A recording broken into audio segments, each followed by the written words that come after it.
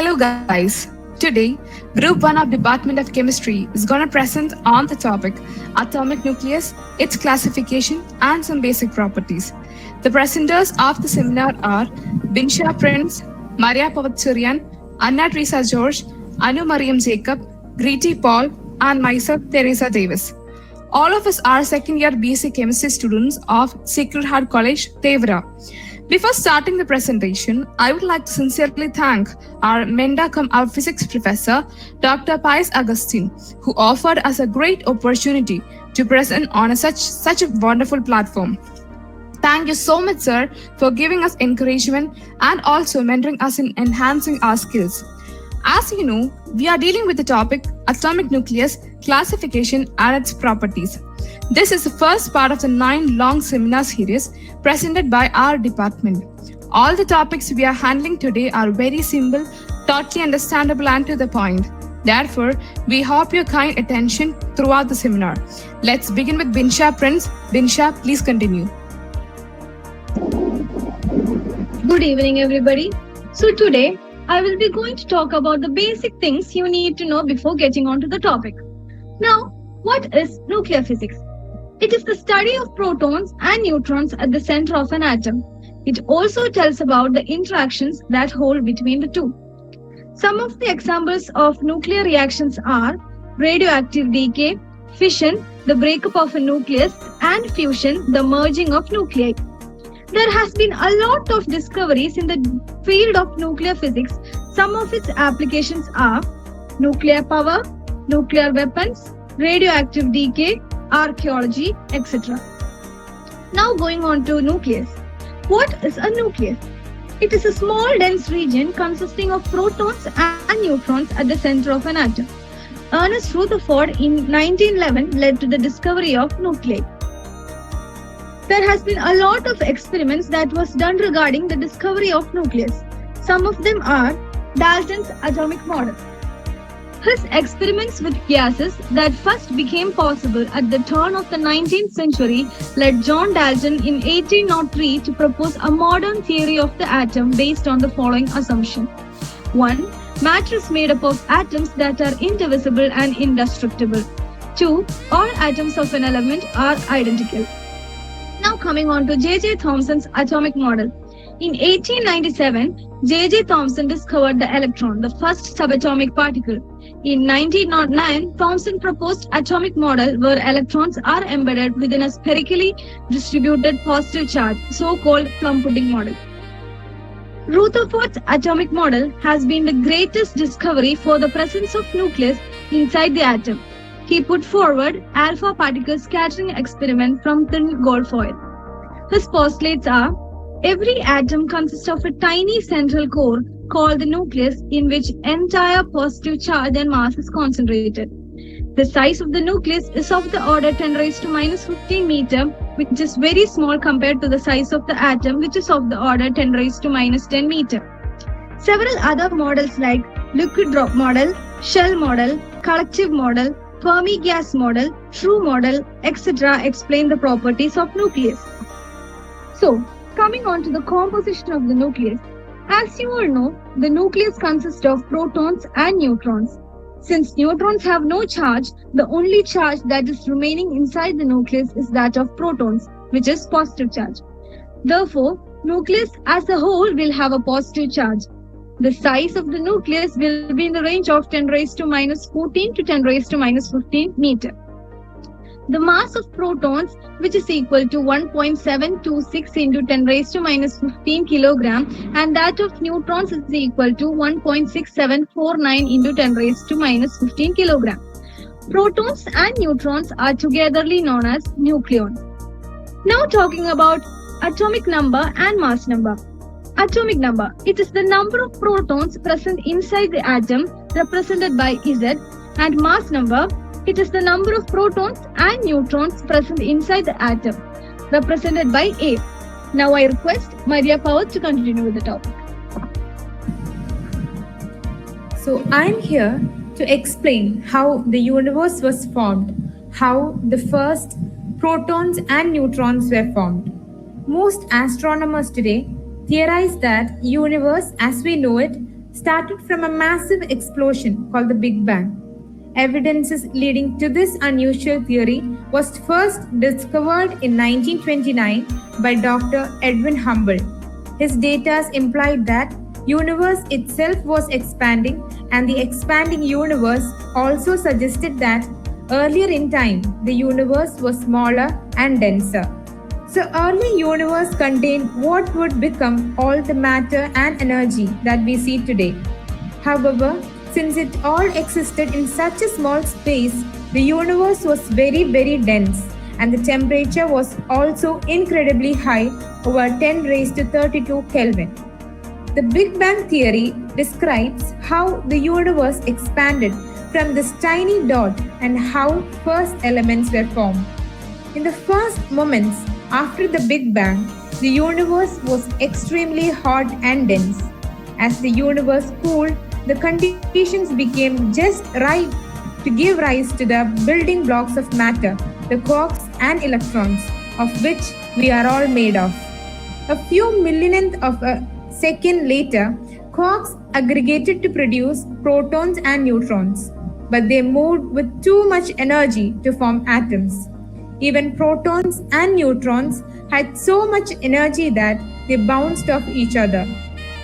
There were enough energy that the protons and the much lighter electrons combined together with enough force to form neutrons. However, neutrons were created and destroyed as a result of interaction between protons and electrons. As the universe expanded, the temperature fell. At this point, the protons and electrons no longer had enough energy to collide to form neutrons. Thus, the number of neutrons and the protons in the universe stabilized. At about 100 seconds after the Big Bang, the temperature had fallen to 1 billion degree Kelvin. At this temperature, the neutrons and protons could now hit each other and stick together. Thus, the first atomic nuclei was formed at this point. These neutron-proton pair formed the nuclei of deuterium. The deuterium nuclei occasionally collided at great speed to form a helium gas. On rare occasions, the deuterium collided to form lithium. On expansion, the temperature continued to fall rapidly, and soon it became too cool for further nuclei to form. At this point, the universe was a little more than a few minutes old and consisted of three elements: hydrogen, helium, and lithium. Now I invite Anna Teresa to continue the presentation.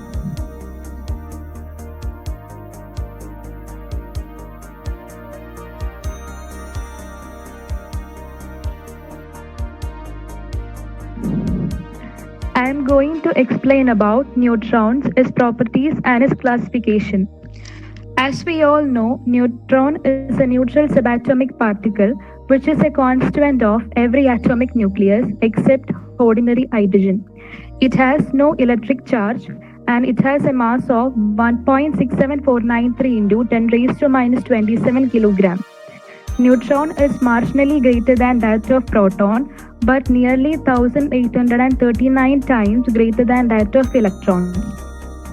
The neutron, along with the proton, is one of the two constituents of the atomic nucleus. The roles both particles play with the nucleus are so symmetrical that the physicists have a tendency to treat them as two different states of one particle, the nucleon. The neutron can be seen as a proton with no electric charge. Neutrons are stable inside the nucleus. The average lifespan of a neutron in its free state is of the order of a quarter of an hour. The neutron was discovered by the English physicist James Chadwick in the year 1932. It was found that the various elements, when bombarded by neutron, undergo fission, a type of nuclear reaction that occurs when the nucleus of a heavy element is split into two nearly equal small fragments. During this reaction, each fission nucleus gives off additional free neutron as well as those bound to the fission fragments. Neutron is produced by bombarding beryllium with alpha particle. When beryllium is bombarded with alpha particle, neutrons are emitted and this process gave rise to the discovery of neutron. In the energy spectrum of the neutron from beryllium bombarded with alpha particle, some groups were present with energies of several million electron volts. These are accounted for by the process. Alpha when reacts with beryllium gives carbon and neutron. The carbon may be left in an excited state and afterwards emits a gamma quantum. There is also a neutron group of energies of the order of 100,000 electron volts. The neutrons are created in a process where the incident alpha particle first transfers some energy to the beryllium, which then disintegrates. This view was supported by the ideas of Bohr in nuclear reaction.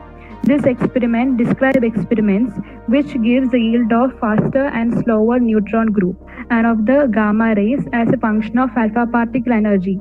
It is shown that the slower group is not accompanied by gamma rays and it begins to be emitted at the alpha particle energy, which is necessary for the process to take place. Now coming on to the topic, properties of neutron. Neutron is a fundamental particle in the atom except hydrogen atom. It has no charge and it is not deflected in electric field or magnetic field. In free state, it is unstable and it decays into proton, neutron and antineutrino. It can travel hundreds of feet in air without any interaction. Neutron radiation is highly penetrating. It has low ionizing power. The fission process produces free neutrons. Neutrons are half-spin particles. Neutrons have non-zero magnetic moment. Free neutrons are unstable and decay via beta decay. The decay of the neutron involves weak interaction and is associated with quark transformation. Then next is about classification of neutron. Based on kinetic energy, neutrons are classified as slow neutrons and fast neutrons. Neutrons with energy 0 to 1000 electron volts are called slow neutrons. After a series of collisions with different nuclei, the energy of neutron produced by fission reaction drops to the order of a few electron volt or a few fraction of an electron volt. Neutrons with energies in this range are collectively referred to as slow neutrons. Slow neutrons are used in nuclear reactors. It is these slow neutrons that allow for nuclear reactors to run fuel based on natural uranium or uranium lightly enriched in fissile isotope 235. Without them, the most common pressurized reactor and boiling water reactor would not operate. As a result, the neutrons emitted by the nuclear fission have to be slowed down by collision within a medium called a moderator. Reactors operating with natural uranium fuel, which contain only 0.7% of the fissile uranium-235, require efficient moderators which absorb very few of the neutrons. Such moderators are heavy water and pure graphite. Before they are slowed down by a large number of nuclear collision, neutrons produced by fission reactions are known as fast neutrons. The neutrons whose energies range between 0.5 to 10 mega electron volt is known as fast neutron. Fast neutron detectors are most commonly based on the elastic scattering of neutrons from nuclei. They exploit a fact that a significant fraction of a neutron's kinetic energy can be transferred to the nucleus that it strikes, producing an energetic recoil nucleus. This recoil nucleus behaves in such a way as any other heavy charged particle as it slows down and loses energy in the absorber. The fact that they possess a substantial amount of kinetic energy, which allows fast neutron to fission more easily nuclei once they get captured. They can therefore split not only nuclei reputed fissile by slow neutron, but also minor actinides, the heavy nuclei which build up inside nuclear fuel as radioactive waste. Fast neutrons are needed to eliminate these waste products. That's all about my topic. Now I invite Teresa to continue with the section. Now, let's have a quick recap on the topic classification of nucleus. Let's begin with isotopes.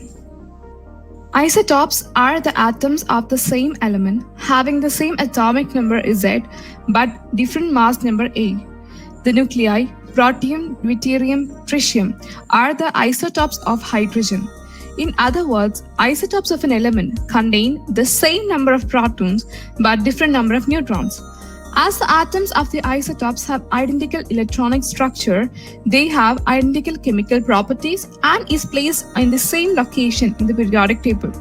Not all the atoms of an element need have the same number of neutrons in their nuclei.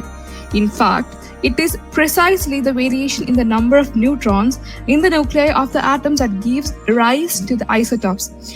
Let's again consider hydrogen. It has the atomic number 1. 3 nuclei with 1 proton are known that contain 0, 1 and 2 neutrons respectively. The 3 share the place in the periodic table assigned to atomic number 1 and hence are called isotopes. Many important properties of an isotope depend mainly on its mass, the total number of neutrons and protons, or let's call mass number, of the nucleus gives approximately the mass measured on the so-called atomic mass unit or the AMU scale. The numerical difference between the actual measured mass of an isotope and A, that is mass number, is called either the mass excess or the mass defect. Now let's look what is isobars.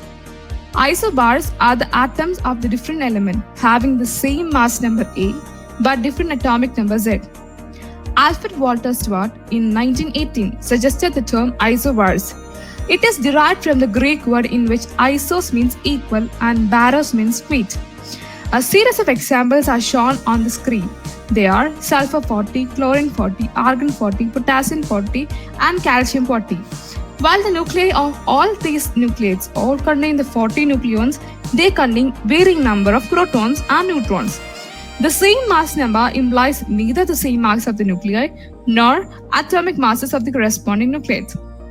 Now, let's consider chlorine 37 and argon 37. These are considered as isobars. Chlorine 37 has 17 protons and 20 neutrons in its nucleus, whereas argon 37 has a nucleus comprising 18 protons and 90 neutrons. In a beta decay, mother and daughter nuclei are always considered as isobars. Do you know why? Because either a neutron is converted to a proton or a proton is converted to a neutron in the process. Now let's look what are the uses of isobars. Isobars of uranium are used in nuclear reactors. For the treatment of cancer, isobars of cobalt are used. Isobars of iodine are also used in the treatment of goiter.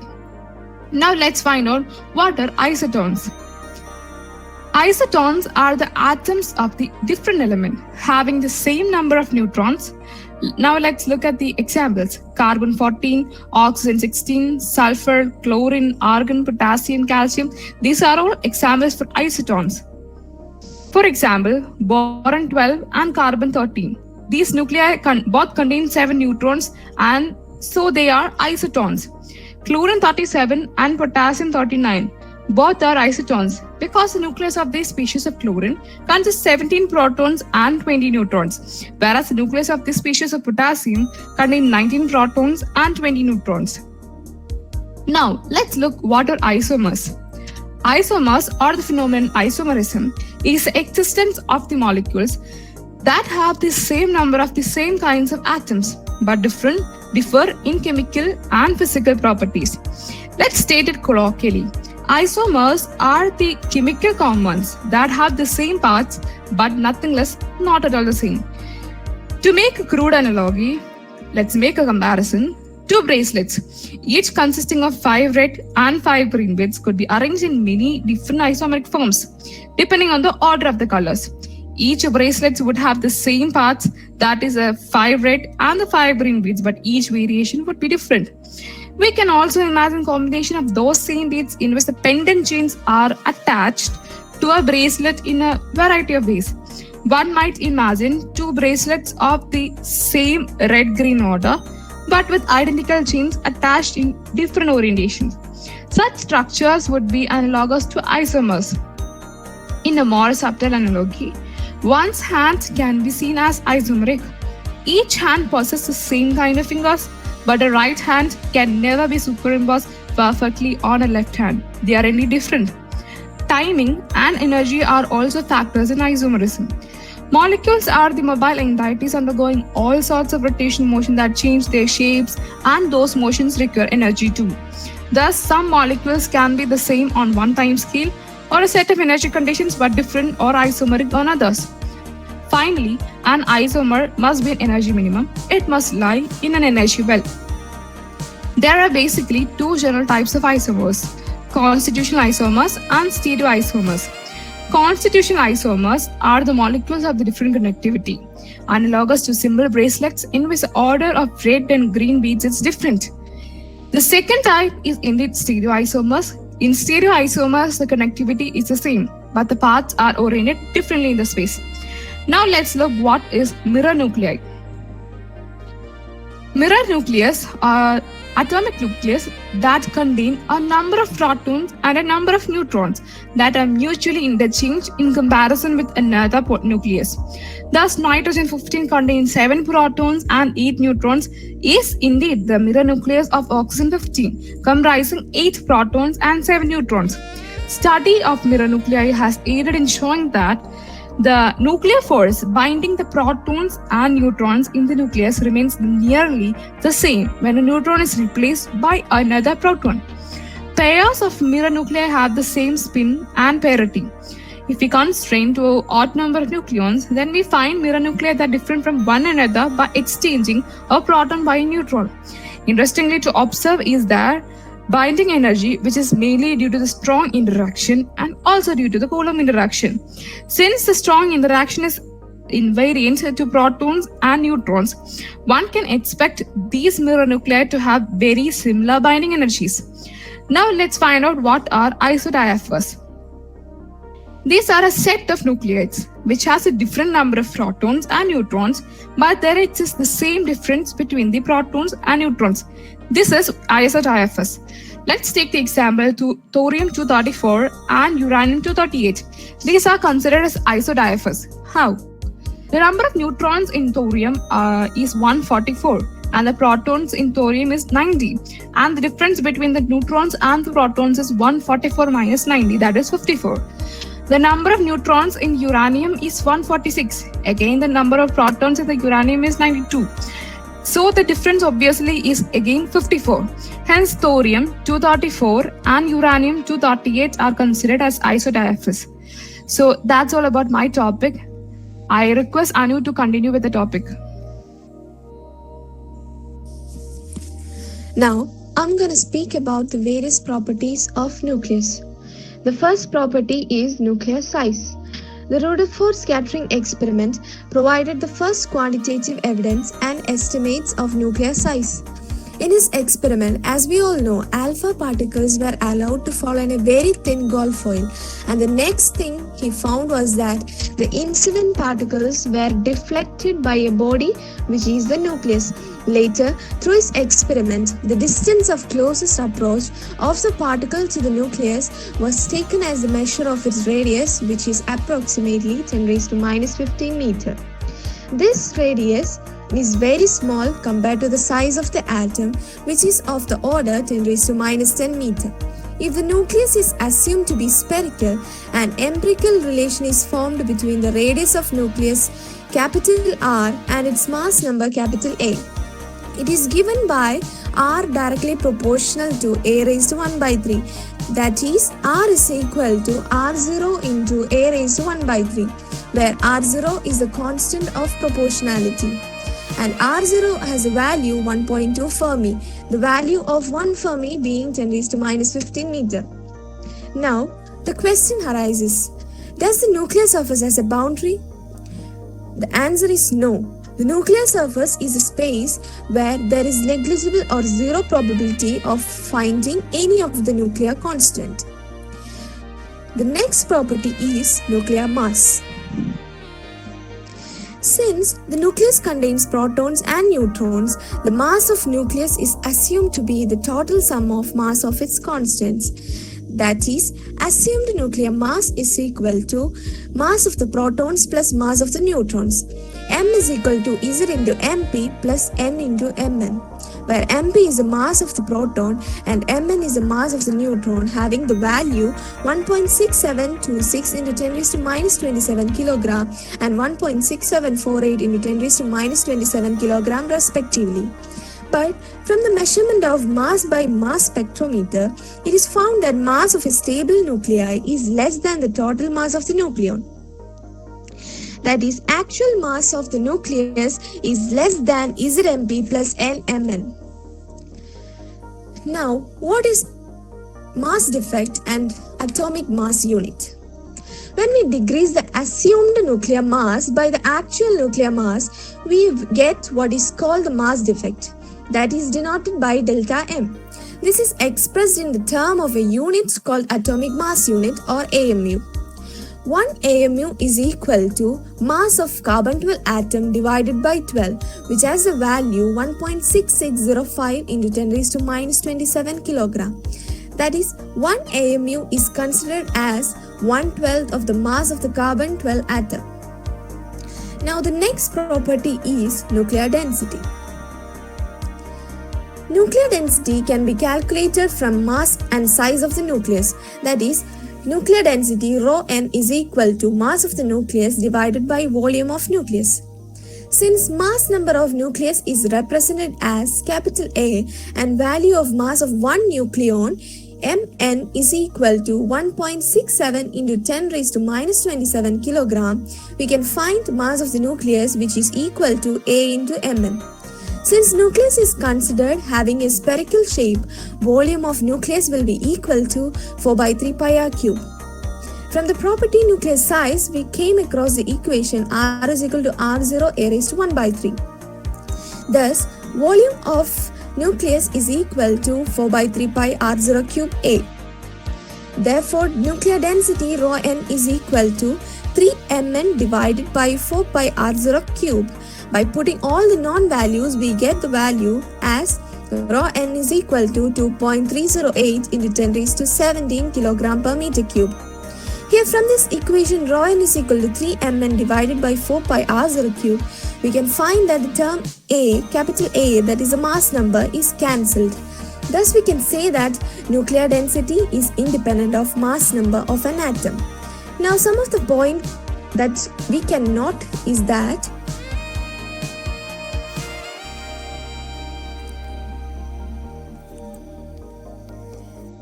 the nuclear density of all atoms is the same.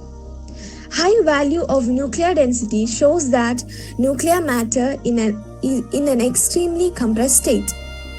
High energy scattering experiments have established that matter is not uniformly distributed inside the nucleus.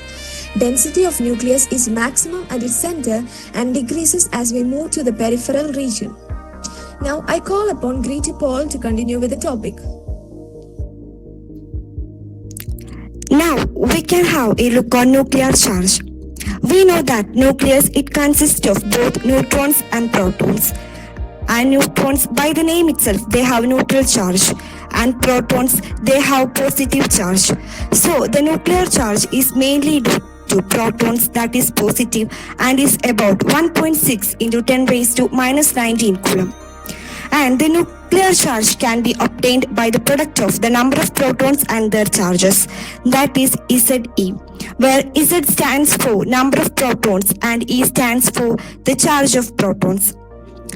So nuclear charge is the effect of number of protons in the nucleus and their ability to attract electrons in the orbits around the nucleus. But this effect reduces in the inner shell of electrons due to repulsion, so that we can have a new term called effective nuclear charge. And effective nuclear charge is the effect of nucleus experienced by outer electrons of atoms, and it can be obtained by subtracting the number of inner shell electrons from number of protons. And the number of protons can be obtained by certain experiments like X-ray scattering, alpha particle scattering, etc. Now we can have a look on binding energy. Binding energy, we have already learned it in the previous schools.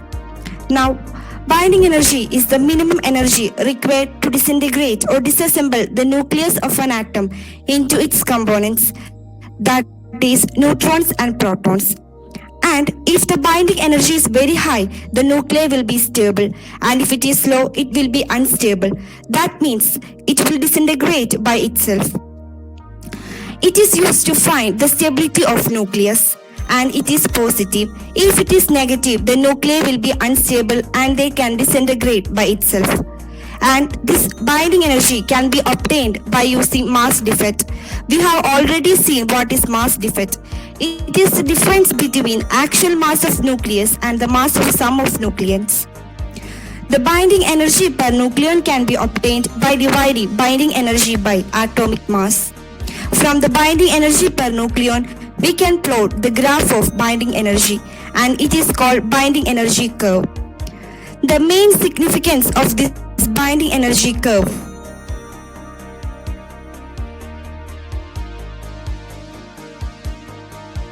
is to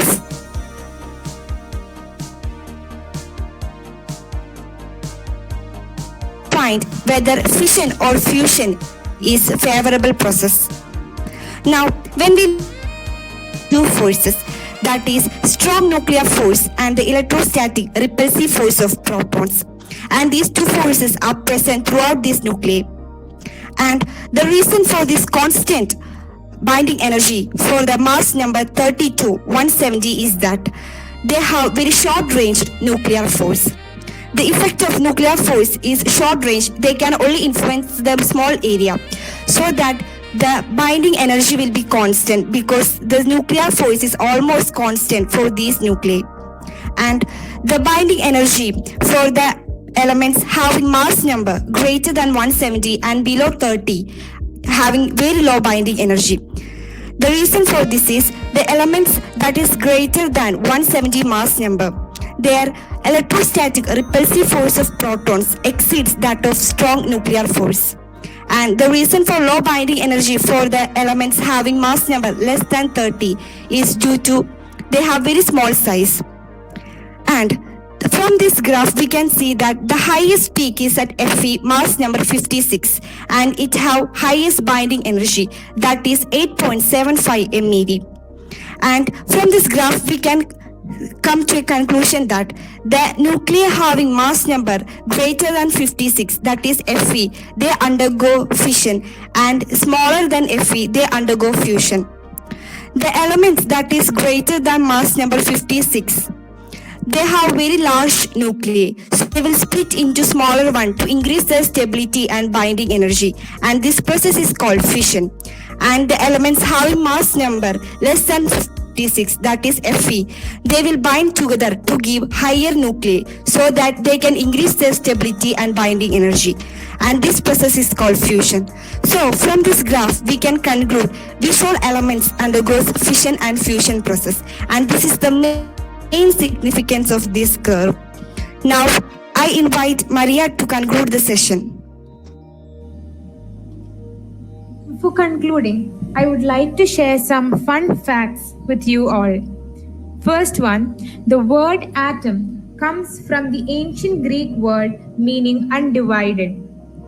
They thought that an atom couldn't be divided into anything smaller, which we now know is not exactly right. Atoms are mostly empty space, and scientists think that there might be 200 or more subatomic particles. Some of them we already know about, the neutrons, electrons, protons, but others are still waiting to be discovered. Although atoms are the smallest unit of the element, they consist of even tinier particles called the quarks and leptons.